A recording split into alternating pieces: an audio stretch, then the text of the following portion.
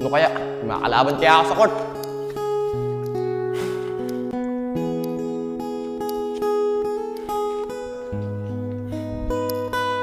Aba, Tol Lapong!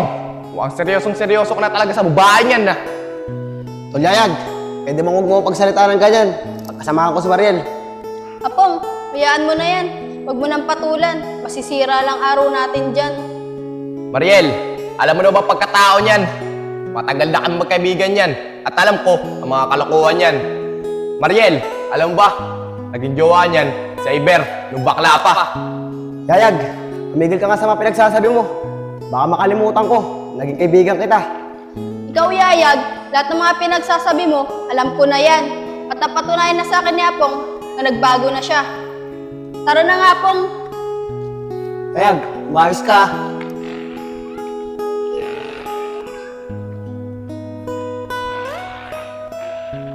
Apong, huwag mo nang papatulan yung si Yayag, ah. Sige Mariel, basta sinabi mo, susundin ko. Hindi na papatulan yun. Concern lang naman ako sa'yo. Baka mamaya, magkasakitan kayo kung ano pa mangyari sa'yo. Sa Mariel, umasa ka. Hindi ka na papatulan yun. Shane, kamusta na sa Iber doon sa pinasukan niyang trabaho? Mariel, ang sabi niya sa akin, okay naman daw siya dun at hindi rin siya masyadong pagod. Ganun ba, Shane? Sana naman magtagal na siya doon. Kaya nga Mariel kasi magpapasokan na rin yung anak namin, kaya kailangan niya ng trabaho. Sige, Shane, kung di man siya sakaling magtagal doon, willing naman ako kausapin yung kaibigan ko para maibalik siya. Sige Mariel, maraming salamat talaga. Tolabong, ang bago mo kasi kumilos eh. Nauna-una ulit tayo maglaro. Dok Oscar, palit na lang tayo. Sabi matatalo.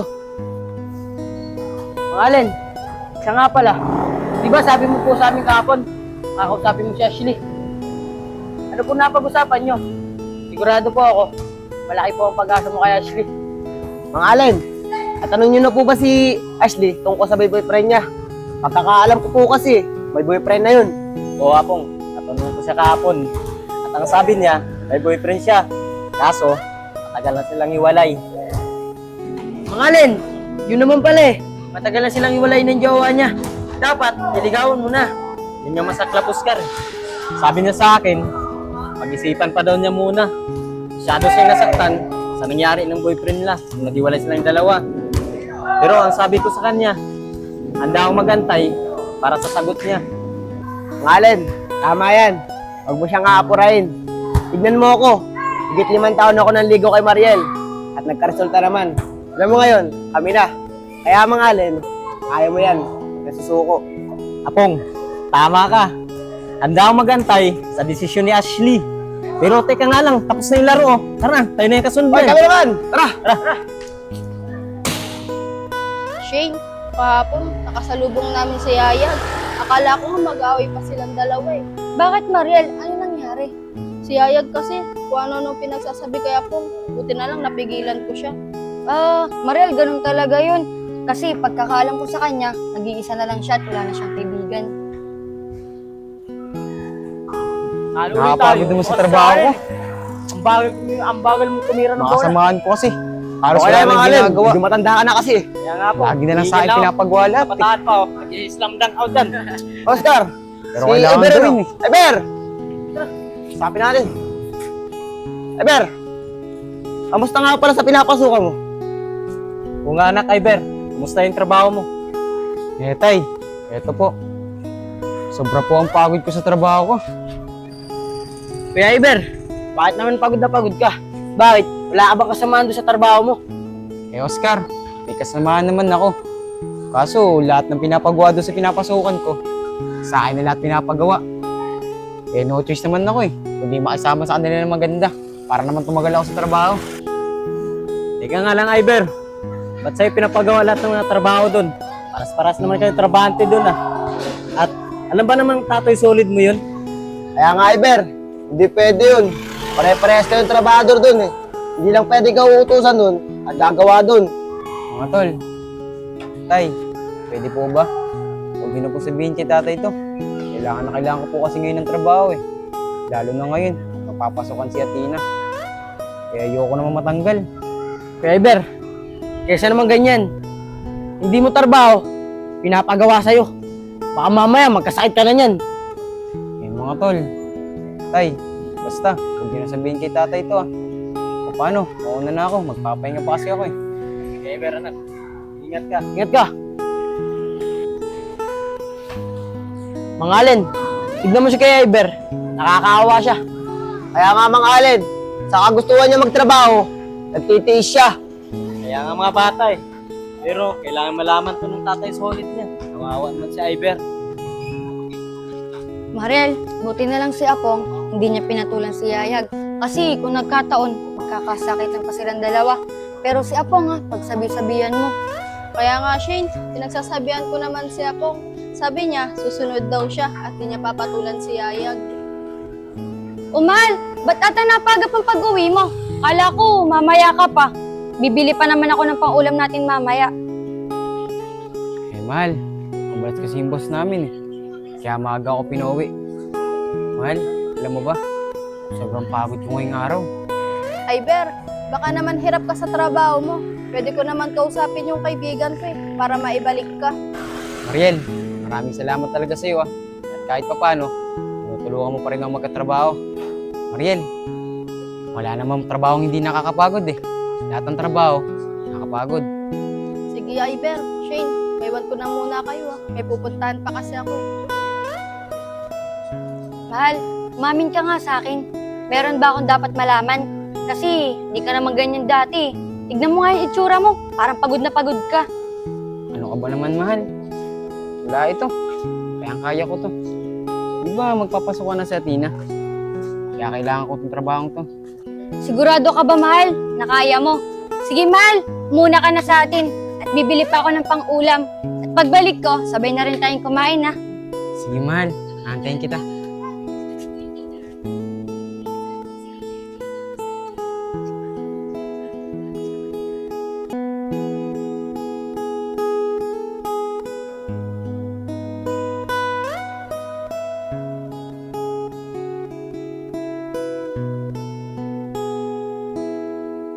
Mariel, anak, okay lang ba sa'yo may dumadalaw-dalaw kay nanay?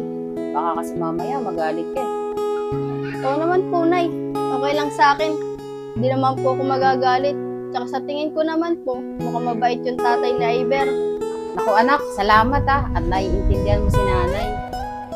Ako po, Nay. Wala po yun. Nay, talagang mukhang po nga pag-ibig ka na. Okay lang po yan, Nay. Matagal naman po nang wala si tatay. Panahon na rin po siguro para lumigaya ka. Naku, salamat anak ha. Mahal, sigurado ka ba na kayang-kaya mo talaga yung trabaho dun? Oo naman, mahal. Kayang-kaya ko yung trabaho dun. Di ba sabi ko naman sa'yo kahapon, okay lang ako. Tsaka, mahal, kailangan ko yung trabaho yun. Magpapasukan na si Athena eh. Pati sabi sa akin ni tatay, maisama lang daw sa kanila na maayos, lalo na sa mga kasamahan ko. Sige tara, Mahal. Kasabihin na rin ako sa'yo. Nabibilin pa kasi ako eh. Hi guys! Magandang araw! Ang fake account ko ng Team Kabingaw TV ay nasa taas po. Kaya nga guys, mag-unfollow na kayo dyan dahil kinukuha niya yung mga videos namin. Kaya nga guys, mag-unfollow na kayo. Bye-bye! Apong, kahapon, habang naglalakad kami ni Shane, nakasalubong namin si Iber. At sa tingin ko, mukhang hirap na siya sa bagong trabaho niya. Mariel, pagkagaling namin kasi sa court, nakita namin kahapon si Iber. At may sinabi siya sa amin. Pero wag daw namin sasabihin kahit kanino. Ganun ba, Pong? Kahit ba sa akin, hindi mo sasabihin? Mariel, baka kasi pag nalaman ni Iber magalit siya sa amin. Apong, kung tunay kang kaibigan na Iber, sasabihin mo sa akin yung sinabi niya sa'yo. At kung naglilihim ka sa akin, siguro kayang-kaya mo rin akong lokohin. Mariel, hindi naman sa ganun. Kung mo ba naglihim ako sa'yo, lulukohin na kita. Mariel, may 5 taon ako nanligaw sa'yo. Tapos lulukohin lang kita. Hindi siguro mangyayari yun. Pero Mariel, sige na nga. Sasabihin ko na nga sa'yo kung ano yung sinabi sa amin na Iber kahapon. Pangit kasi yung ganun. May relasyon tayong dalawa, tapos maglilihim ka sa akin. Kahit sinong babae, magagalit pag ganun. Pero Apong, ano ba yung sinabi sa'yo kahapon ni Iber? Mariel, kahapon kasi, sabi sa amin na Iber, mga katrabaho daw niya, pinapagawa sa kanya at hindi naman dapat na gawin. Mariel, sabi pa niya sa amin eh. Huwag daw namin sabihin kahit kanino. Dahil natatakot siya, mawala ng trabaho. Dahil malapit na ang pasukan eh. Nakakailangan daw niya yung trabaho yun. Kaya pala sobrang pagod ni Iber nung kausap namin siya. Ganun pala yung ginagawa ng mga katrabaho niya. Kaya nga Mariel eh, awang-awa kami sa kanya. Habang nagkwento siya, baka sa mukha niya ang pagod. Ano Mariel, tara na. Baka inanap pa ng nanay mo eh. Tara na. Oscar, ba't kaya di nagchat-chatsahan si Ashley? Mga alin, baka lang busy yung tao. Kaya hindi po kayo nare-replyan. Hayaan nyo, hintayin nyo, magchat-chat din sa inyo yun. Hindi Oscar, sa dami kong chat sa kanya. Maskin isa, wala. Mga alin, si Shinto ah. Wishin anak, kumusta? Nakausap mo ba yung asawa mo na si Iber tungkol sa trabaho niya? Opo, tay. Nakausap ko na po yung asawa ko. Pero tay, ang sabi po niya sa akin, okay naman daw po siya doon at kayang-kaya daw po niya yung trabaho niya. Pero tay, may napapansin po ako sa asawa ko eh. Ganda po siya uuwi galing trabaho para po siyang pagod na pagod. Ganun ba, Shane? Sigurado ka ba yun ang sinabi sa'yo ng asawa mo? Kaya nga ate Shane, yun lang ba talaga ang sinabi ni Kuya Iber sa'yo? Opo, tay. Yun lang po yung sinabi sa akin ng asawa ko. Pero, tay, meron ba ako dapat malaman tungkol sa asawa ko? Ay wala naman, Shane. Pero kailangan mo kausapin yung asawa mo tungkol sa trabaho niya. Ganun po ba, tay? Sige po, mauna na po ako. Wala po kasing kasamahan sa atin eh. Sige anak Shane, ingat ka. Sige po. Mga alin, wala ko po eh. Sabi mo na kay Shane.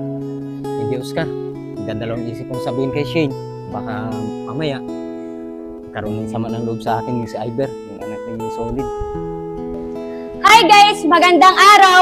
Ang fake account ko ng Team Kabingaw TV ay nasa taas po. Kaya nga guys, mag-unfollow na kayo dyan dahil kinukuha niya yung mga videos namin. Kaya nga guys, mag-unfollow na kayo! Bye-bye! Ano kayang ibig sabihin ni tatay sa mga sinabi niya sa akin kanina? Parang may alam siya. Kailangan ko talaga makakausap si Iber para malaman ko kung ano talaga ang katotohanan. Uy Mariel, ikaw pala yan. O Shane, saan ka galing? Mariel, hinatid ko sa Iber sa sakayan ng tricycle. Mariel, kanina nakausap ko si tatay tsaka si Oscar. Sa tingin ko, mukhang may alam sila sa nangyayari kay Iber.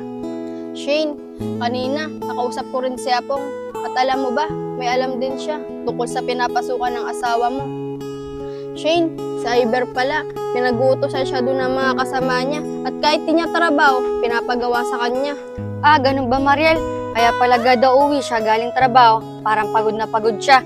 At alam mo ba Mariel, kagabi, hindi na siya nakakain sa sobrang pagod niya.